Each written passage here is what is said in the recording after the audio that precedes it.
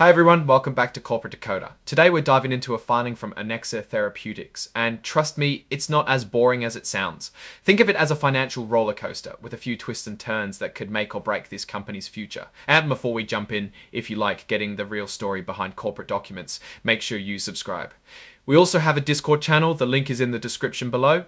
Come join the conversation and talk about the companies we cover. So Ernexa Therapeutics filed what's called an 8K form. This is basically a corporate breaking news report.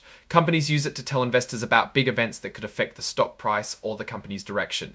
In this case, the main events are changes to their company rules and the results of their yearly meeting. First up, Ernexa is increasing the number of shares they're allowed to issue. They're bumping it up from 100 million to 150 million. Why does this matter? Well, it gives them more flexibility to raise money. They can sell these new shares to investors, which brings in cash. And this is a big but, it also dilutes the value of existing shares. Imagine a pizza cut into 8 existing shares. Imagine a pizza cut into 8 slices now being cut into 12. Each slice is smaller, right? That's what happens when you issue more shares.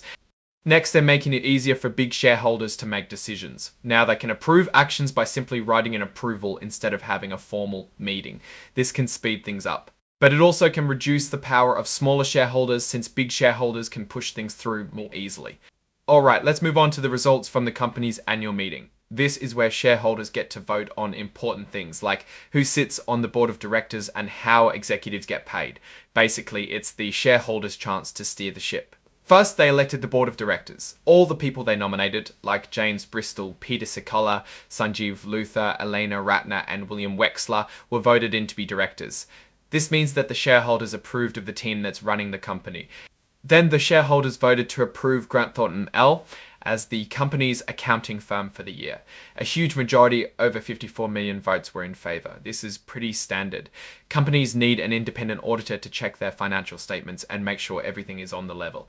Next, there was a vote on executive pay. This is what's called a say-on-pay vote. It's not binding, meaning the company doesn't have to do what shareholders say, but it's a way for investors to voice their opinion on whether the executives are being paid fairly. In this case, about 51 million votes were for the pay, about 45,000 against, and about 42,000 abstained. They also had a vote on how often they should vote on executive pay in the future.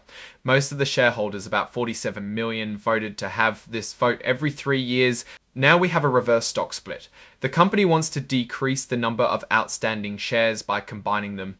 In this case, shareholders approved the company to do between 1 for 10 and 1 for 15 reverse split, meaning for every 10 or 15 shares you have, you will now have 1. Companies do this to boost the stock price, but the total value of your holdings doesn't change immediately. It is just fewer shares with higher value per share. It is usually a sign the company thinks the stock price is too low. The shareholders approved to allow actions be taken by written consent, in addition to regular meetings, so now the company can move faster when they need to make important decisions. They approved increasing the number of authorized shares, which we talked about earlier, from 100 million to 150 million. This gives the company more flexibility to raise capital, but it could also dilute existing shares, which will make the stock price go down. Finally, the shareholders approved the potential sale of more than 20% of the company's stock in connection with an agreement from March. This allows the company to issue new shares to investors, bringing in much needed cash. Okay, let's take a step back and look at the big picture here. Ernexa is making some big moves. They're increasing the number of shares they can issue, making it easier for big shareholders to make decisions, and potentially selling a large chunk of the company to investors. All of this suggests they're looking for ways to raise capital and speed up decision making. However, there are some risks to keep in mind. Issuing more shares could dilute the value of existing shares, which could hurt the stock price. Also, giving big shareholders more power could make it harder for smaller investors to have their voices heard. Overall, Ernexa seems to be trying to position itself for future growth, but it's important to weigh the potential benefits against the risks before investing in this company. Alright, that's our breakdown of Ernexa's latest filing. What's your take on these moves and what they signal for the company's future? Drop your thoughts in the comments. If this analysis was valuable, hitting that like button really helps, and subscribe for more deep dives. Don't forget to check out the Discord in the description. Thanks for watching. See you next time.